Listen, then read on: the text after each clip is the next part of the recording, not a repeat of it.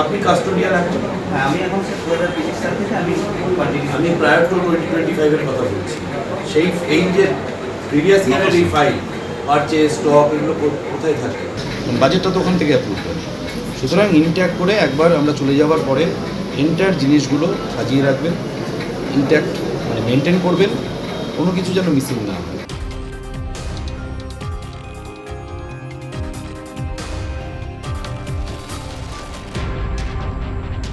আমরা দাঁড়িয়ে আছি দমদম পৌরসভার সুপার স্পেশালিটি হসপিটাল এবং যেখানে আজকে সারপ্রাইজ ভিজিট ছিলেন দমদমের বিধায়ক অরিজিৎ বক্সী, এবং তিনি শুধু সারপ্রাইজ ভিজিট নয় এবং বিভিন্ন জায়গায় অর্থাৎ এই হসপিটালের বিভিন্ন জায়গায় ঘুরে তিনি এক প্রকার অবাক হয়ে যান।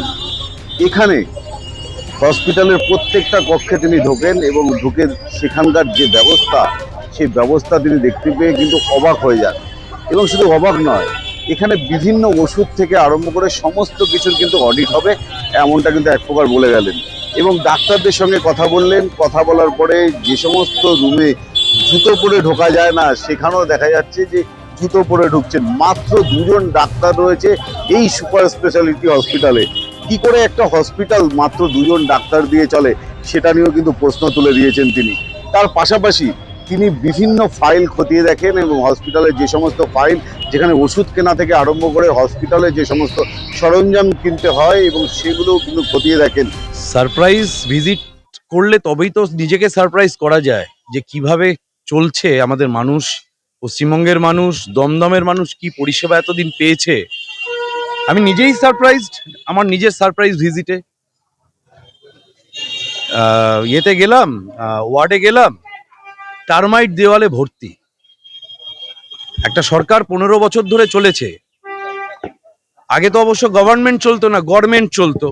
তা যে গভর্নমেন্ট ওনারা চালিয়ে গেছেন, দমদম মিউনিসিপ্যাল এলাকার এটা একটা হাসপাতাল। রাত বিরেতে অ্যাক্সিডেন্টে, সমস্যায়, প্রয়োজনে মানুষ যেখানে দৌড়ে আসে চিকিৎসার জন্য, সেখানে ভাবতে অবাক লাগে হাতে গোনা মাত্র 2জন ডাক্তার। কল্পনা করতে পারছেন? আমরা কিন্তু একসময়, আমি অনেক ডাক্তারের নাম বলতে পারি, এখানে বড় বড় ডাক্তারেরা বসতেন, শক্তিবাবু বসতেন, ডক্টর হাসান বসতেন অর্থোপেডিকের লেজেন্ডারি ডক্টর, ডক্টর বাগচিও এখানে দাঁড়িয়ে আছেন, দীর্ঘদিন ধরে অ্যাসোসিয়েটেড। উনি এখন ওনার মানে রিটায়ার্ড লাইফে উনি এখনো পর্যন্ত সার্ভিস প্রোভাইড করে যাচ্ছেন। হাতে গোনা 2জন ডাক্তার নিয়ে কোনো রকমের টিমিয়ে পরিষেবা চালাচ্ছে এই দমদম পুরসভার এই হাসপাতাল, যেখানে ফিজিওথেরাপি হচ্ছে। পেশেন্ট যেখানে বসে রয়েছে তার মাথার উপর টার্মাইটের লাইন। বিভিন্ন ওয়ার্ডে স্ট্রে অ্যানিম্যালদের পদচারণা দেখা যাচ্ছে। এবং খুব দুঃখের কথা, যারা এখানে সার্ভিস প্রোভাইড করছেন তারা কতজন যে সেই সার্ভিস প্রোভাইড করার জন্য ক্লিনিক্যালি অথরাইজড সেটা সম্পর্কেও আমার খুব সংশয় আছে। আমি দেখব ধীরে ধীরে সেগুলো, তাদের এঙ্গেজমেন্ট কিভাবে হয়েছে, তারা কিভাবে এত একটা emergency service, medical service provide করার মতো এরকম একটা ফেসিলিটিতে তারা কাজ করতে পারছেন, তারা প্রপারলি এঙ্গেজড কিনা, তাদের অথরিটি আছে কিনা, ক্যাপাসিটি আছে কিনা, সেগুলো আমরা তো উইথ ডিউ টাইম এগুলো তো আমরা চেক করবই। প্রাথমিকভাবে আজকে এসে যেটা বোঝা গেল, ভগবানের নাম নিয়ে মানুষ আসছে এখানে, ভগবানের নাম নিয়ে মানুষ আসছে এখানে। আর তার সাথে একটা 3 তলায় খোলা রয়েছে পিপিপি মডেল নাকি। তো আমাকে উঠতে উঠতে, আমি সিঁড়ি দিয়ে যখন উঠছিলাম, আমাকে একজন স্থানীয় বাসিন্দা বলছিলেন যে দাদা কোথায় যাচ্ছেন। আমি বললাম উপরে। বললো ওটা কিন্তু শ্মশানের করিডোর। বলছে ওখান থেকে খুব কম লোকই আবার সিঁড়ি দিয়ে বা লিফটে করে নামে, ওই যে উঠে গেল তারপর আরো উঠতে থাকে, উপর দিকে যায়। আমরা সেখানে গিয়ে যেটা দেখলাম, অনেককে আমরা দেখলাম পায়ে জুতো, বাইরের জুতো পরে সেখানে তার পদচারণা। এবং সবচেয়ে যেটা দুর্ভাগ্যজনক যে সেখানে কোনো প্রপার ফ্লোর ইনচার্জ নেই।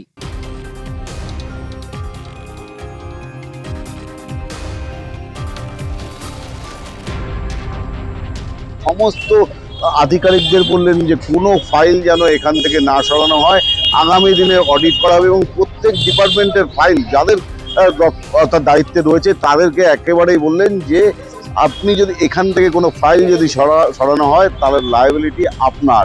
এবং সেক্ষেত্রে কিন্তু পৌরসভার যে সমস্ত ডাক্তাররা রয়েছেন তাদের সঙ্গে তিনি কথা বলেছেন।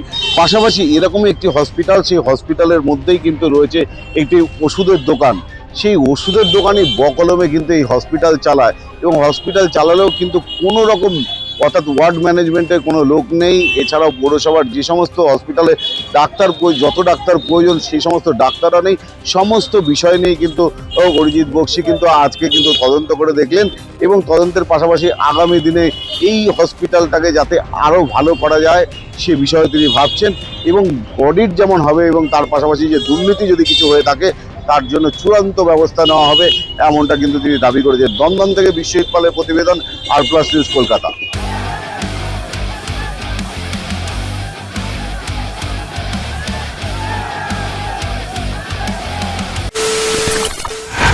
খবরের নামে প্রতিদিন সন্ধে আপনার ড্রয়িং রুমে কি শুধুই চিৎকার চেঁচামেচি ধেয়ে আসে?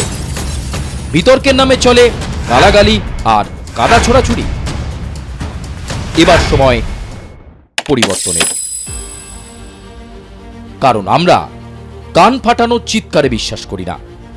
আমরা বিশ্বাস করি খবরের সত্যতায়। আমরা কোনো পক্ষের হয়ে গলা ফাটাই না, আমরা সাধারণ মানুষের হয়ে প্রশ্ন তুলি। চিৎকার নয়, শুধু খবর হবে যেখানে বিতর্ক আছে কিন্তু কুৎসিত ঝগড়া নেই। সঠিক তথ্য, বিশ্বস্ত খবর। নজর রাখুন আর প্লাস নিউজে।